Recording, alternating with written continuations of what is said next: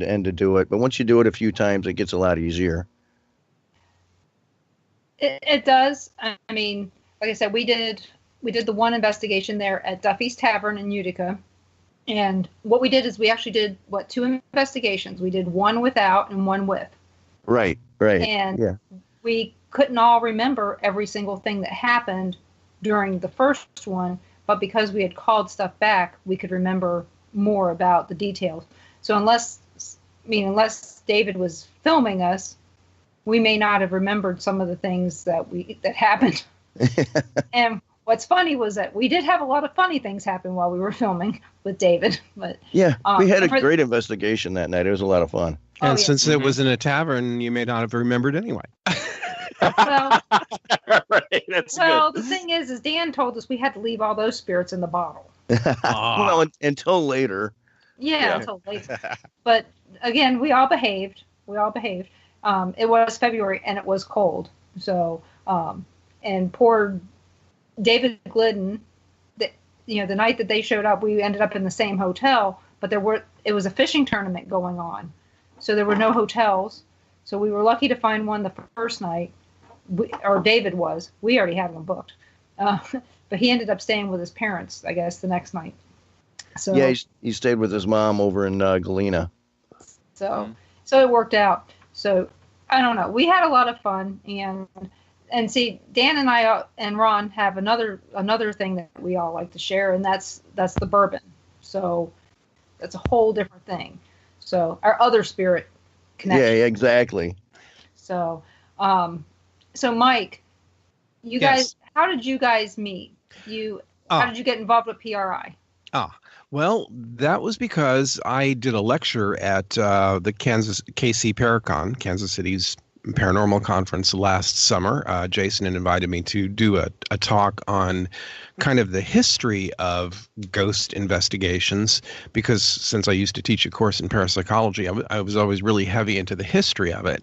And a lot of modern paranormal investigators don't seem to realize that this is a field of investigation, of scientific investigation that goes back 130 some years to the founding of the Society for Psychical Research in England. And so I was hoping to kind of bridge that gap between what was done in the past and how investigators used to approach this topic with what modern paranormal investigators do today.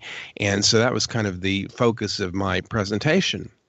And at the same conference, Dan gave a presentation about the PRI and their work on kind of raising the level of paranormal investigations to a more scientific rigor. And because of that, I was really drawn to what he had to say. And when I heard him talking about cartography and making a kind of map of the investigation for the night, and time stamping everything, I realized that was precisely the kind of foundation I needed to have for the work I wanted to do with my random number generator. So I kind of sought him out and said, hey, you guys are my kind of people, and I would really like to work with you. And our friendship just bloomed from there on, not just with Dan, but with Scott and Brandie as well. And we just found out we made a great fit and had a lot of fun working together. So we've now concluded 2 very successful investigations and looking forward to the future. If we can ever get the weather to stop. Yeah, no kidding. If winter gets over, we'll get to do this again. Well, somebody needs to go out and give Mother Nature a kick in the rump. So, but so where was the first investigation you guys did together? That was at his Beatty House, wasn't it? Beatty House? Yes. Well, if you don't want to Joe? include the Harris Keeney thing was more of a tourist thing than a. Yeah, Harris Kearney. Yeah. Yeah. Although it was kind of a pilot study for me for the RNG. That was the first time I took the random number generator out into the field, and it allowed me to kind of set some expectations and thresholds for the equipment and so forth. So that was a key element for me, even though it wasn't an official investigation. But they helped with that as well. So. So, because I've been invited to the Harris Kearney house multiple times, but at the time they were only doing things there in October.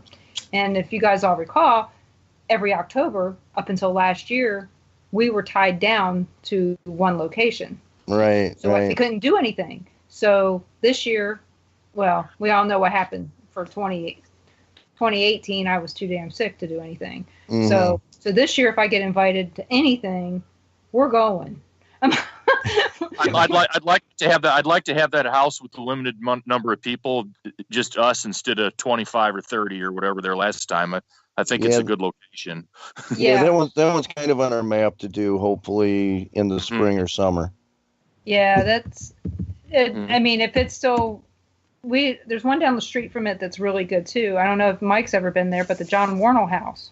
Yes, I have been there. Have you investigated it? Yes, I did with Denise. She was the person who kind of ran the investigation that night. I was running my RNG that night, but I didn't have anybody else.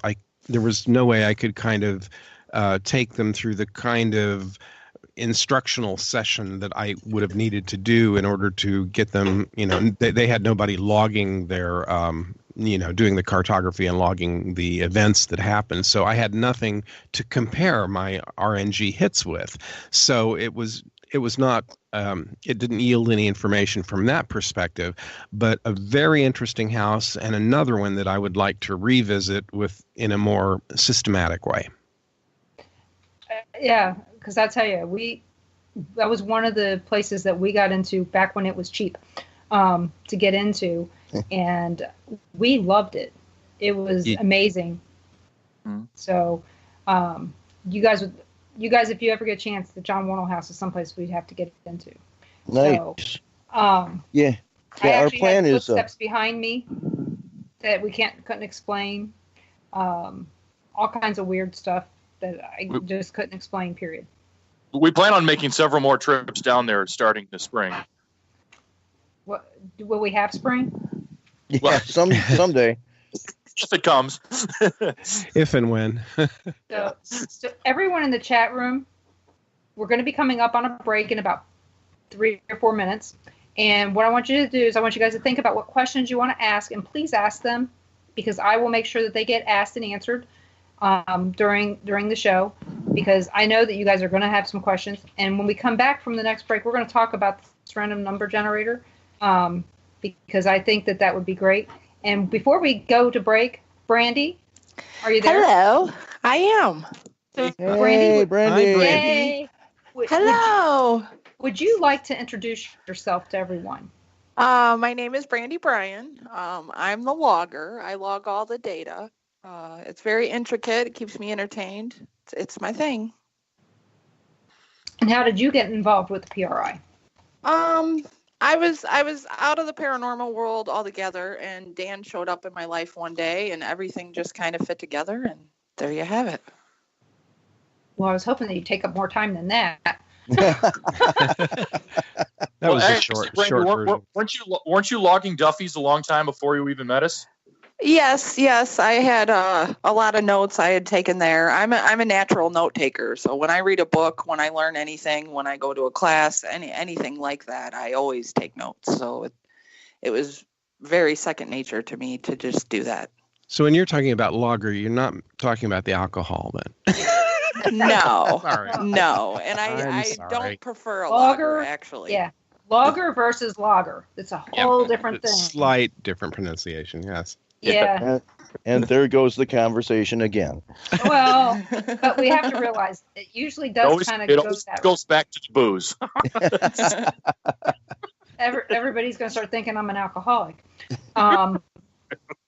So, Brandie, how long have you been involved in the paranormal?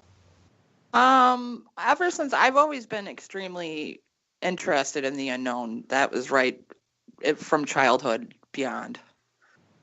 It just was I'm a question asker. I always want to know more, and I want to know more about that, and then that leads to this, and the questions never stop. So, well, that's good. Everybody has to have something that they're going to be, looking for answers for. So, in your case, We're giving you some of the answers that we're getting when we're investigating, and Right. then you take care of the rest. And like I said, when we've done this with them, we've gotten some really interesting. Well, we've gotten some information back that made us go, and made us think a little bit more. And I know that someday the plan is to build a database out of all this information. Correct? Yes. Yeah, that's correct. If we keep building these, hopefully we'll eventually get enough information where we can start seeing some patterning starting to happen. So, well, right now, guys, we're gonna take a break. You're listening to WBHM Digital Broadcasting out of Birmingham, Alabama. We will be back in 3 minutes. I hope you guys will all be too. You are listening to WBHM Digital Broadcasting, Birmingham, Alabama.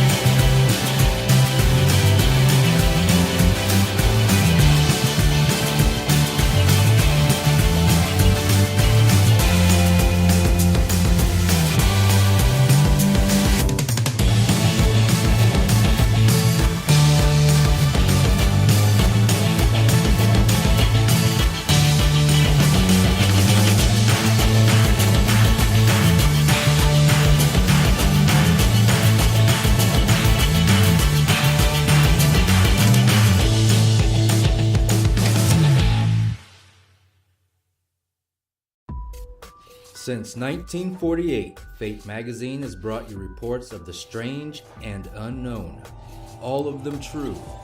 Fate Radio is carrying on that tradition, bringing you the unusual, macabre, strange, and bizarre. Join host Kat Hobson Sunday nights from 8 to 10 p.m. Eastern on WBHM Digital Broadcasting.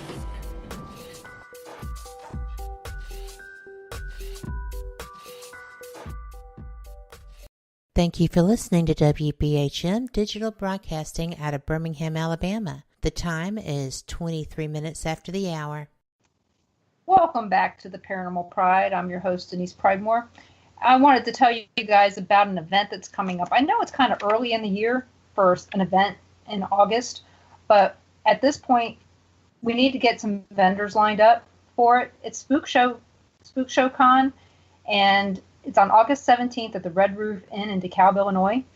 And vendor tables are $50. Right now, we've got some really good speakers lined up. We have Rick Wade, Ursula Bileski. I have to find out how to say her name.